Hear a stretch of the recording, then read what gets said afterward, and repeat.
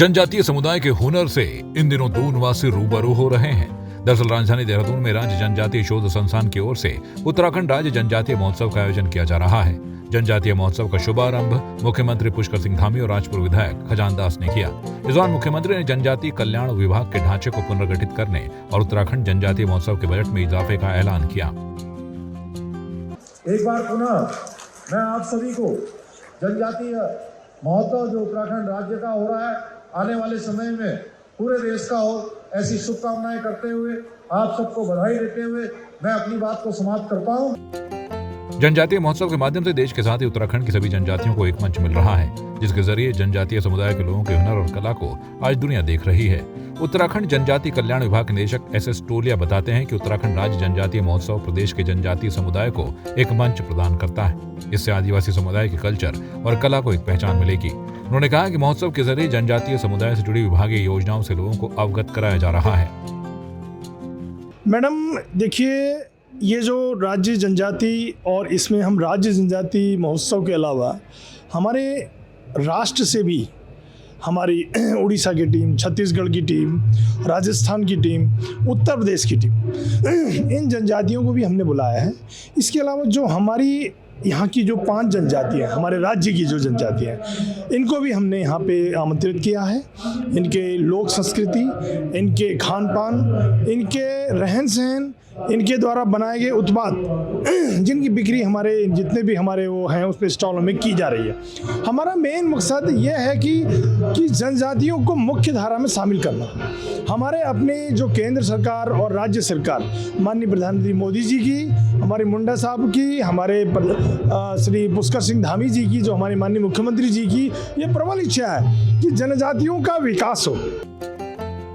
आपको बता दें कि जनजातीय महोत्सव में विभिन्न राज्यों से पहुंचे जनजातीय समुदाय की ओर से अलग अलग उत्पादों के स्टॉल लगाए गए हैं, जिसमें जनजातीय समुदाय के हुनर की झलक दिख रही है।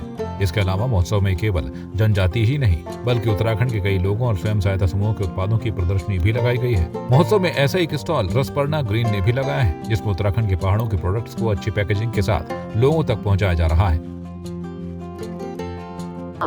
हम लोग रसपर्णा ग्रीन की ओर से हिमालयन एग्रो प्रोडक्ट्स को लाए हैं, जिसमें कि कई सारे मिलेट्स प्रोडक्ट्स भी हमारे पास है और पहाड़ी स्पाइसेस है। हिमालयन पिशुन लून होगा हमारे पास में, और आंवले का जैम है। 10 तरह के हमारे पास पिकल्स हैं जो कि पहाड़ी चीज़ों से निर्मित है और इसमें केमिकल फ्री है, बिल्कुल जैसे आप घर में बनाते हैं बिल्कुल वैसे ही हेल्दी चीज़ें। आंवले का डाइजेस्टिव फ्रेशनर है, जिसको आफ्टर ईटिंग आप खा सकते हो, काफ़ी हेल्दी है, गैस एसिडिटी वगैरह में काफ़ी यूजफुल है। और सारे उत्पाद जितने भी हैं सारे उत्तराखंड के मतलब अलग अलग हिस्सों से हमने इकट्ठा किया, जैसे कि मुंशियारी का जीआई टैग राजमा है, हरसिल का राजमा है, फिर आपको चक्राता राजमा है, गोहद भट्ट, सारी चीज़ें हैं, जगोरे हैं। ये सारी चीज़ें हेल्दी हैं और हम लोग इसको आगे बढ़ाना चाहते हैं, इसीलिए हम लोग यहाँ पे सेहत के लिहाज से औषधीय गुणों से भरपूर पहाड़ का रसीला फल माल्टा अपने कम एमएसपी के चलते काश्तकारों को लाभ नहीं पहुंचा पा रहा है। ऐसे में लोगों तक माल्टे के गुण को पहुंचाने और माल्टे को बाजार दिलाने के उद्देश्य से पुष्पा कुमारी ने माल्टे की भी प्रदर्शनी लगाई है। इसके साथ ही उन्होंने सरकार से समर्थन मूल्य बढ़ाने की मांग की है। माल्टा जो कि उत्तराखंड में अभी जीआई टैग भी मिला है और माल्टे को थोड़ा समर्थन मूल्य जो है कम मिला है, तो हम लोग इसलिए इसको मार्केट में लाने के लिए ले आए ताकि कस्टमर इसकी असली पहचान कर सके और लोग इसको खाएं और इसका स्वास्थ्य का लाभ भी उठाएं और दूसरा इसकी कीमत को थोड़ा बढ़ सके। ठीक है, थैंक यू। हाँ, सरकार से एक तरह से मांग है हमारी कि माल्टे की कीमत को बढ़ाया जाए। जनजातीय महोत्सव में वोकल फॉर लोकल का संदेश साकार हो रहा है। इसके साथ ही महोत्सव में एक बेहतरीन पहल भी देखने को मिली। यहाँ आधुनिकता और टेक्नोलॉजी के दौर में अपनी पहचान और अस्तित्व खोते जा रहे पारंपरिक घराट को बचाने की कवायद नजर आई। एक नजीर पेश करते हुए राजस्थान के युवा मुकेश कुलड़िया ने उत्तराखंड में बस कर न सिर्फ घराट चलाने की कला सीखी, बल्कि उनका उद्देश्य लोगों तक पौष्टिक आटा और लोगों को रोजगार देना भी है।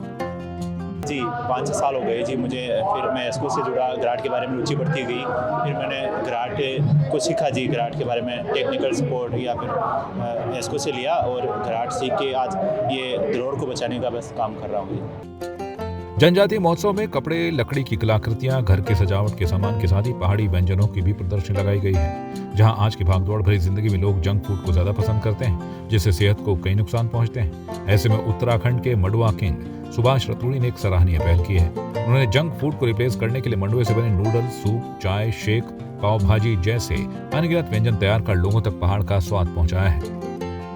तो एक्चुअली होना तो यही चाहिए, जैसे मकसद ये था कि मतलब जंक फूड जो मतलब लोगों के आज की एक डिमांड है, तो उस डिमांड को इस अनाजों में कैसे डेवलप होगा ये इम्पोर्टेंट था।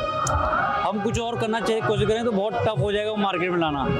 तो ये एक बहुत सबसे आसान रास्ता था कि जो जंक फूड के रूप में हम इन अनाजों को यूटिलाइज करें, और सबसे बेस्ट तरीका यही है काम का जो आज कर रहे हैं, और बहुत अच्छा चल भी रहा है। लोगों का रिस्पॉन्स अच्छा है। जब स्टार्टिंग की थी बहुत दिक्कतें फेस की, और आज बहुत अच्छा चलता है।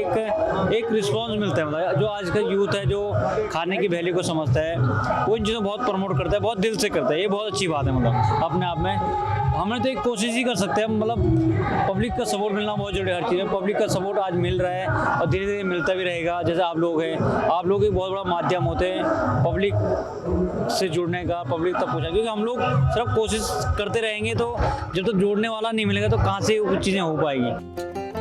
जनजातीय महोत्सव में देश के साथ ही उत्तराखंड की थारू, भोटिया, जौनसारी, बोक्सा और रांची जनजाति की संस्कृति वेशभूषा से लोग रूबरू हुए।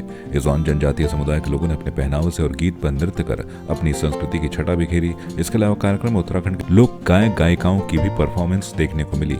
कार्यक्रम में पहले दिन लोक गायिका माया उपाध्याय, दूसरे दिन प्रियंका मेहर और तीसरे दिन सोशल मीडिया पर ट्रेंडिंग सॉन्ग गुलाबी शरारा के सिंगर इंद्र आर्य ने अपनी मधुर आवाज से सबको थिरकने पर मजबूर कर दिया। इस दौरान लोक गायिका माया उपाध्याय ने कहा कि युवाओं को अपनी संस्कृति से जोड़ना जरूरी है। में सौभाग्य છે कि आज यहाँ बहुत बार हम आ रहे और यहाँ पुनः मौका आने मौका मिल, तो मैं पर आपको बहुत ज्यादा खुश नसीब समझना। जब मैं 5 साल थी तब बड़ी मैं अपन पहाड़ी, हिंदी और अन्य राज्यों गीत गा रही। अपन बोली थी कुमाऊनी, गढ़वाली, जौनसारी, राजस्थानी, भोजपुरी, मैथिली, अंगिका, बहुत सारा भाषाओं में मैं गीत गाई थी। देश के साथ ही उत्तराखंड के भी जनजातीय समाज के लोग मनमोहक काम कर रहे हैं और उनके इस काम को दुनिया से रूबरू कराने का काम जनजातीय महोत्सव कर रहा है। यही वजह है कि लोग उनके हुनर और कला के मुरीद भी हो रहे हैं। इतना ही नहीं, उत्तराखंड के उत्पादों को भी महोत्सव के जरिए लोगों तक पहुंचने का माध्यम मिल रहा है। सरकार की ओर से की जा रही ये एक अच्छी पहल है। देहरादून से संवाद 365 के लिए कैमरा पर्सन प्रमोद कुमार के साथ दीक्षा गौतम की रिपोर्ट।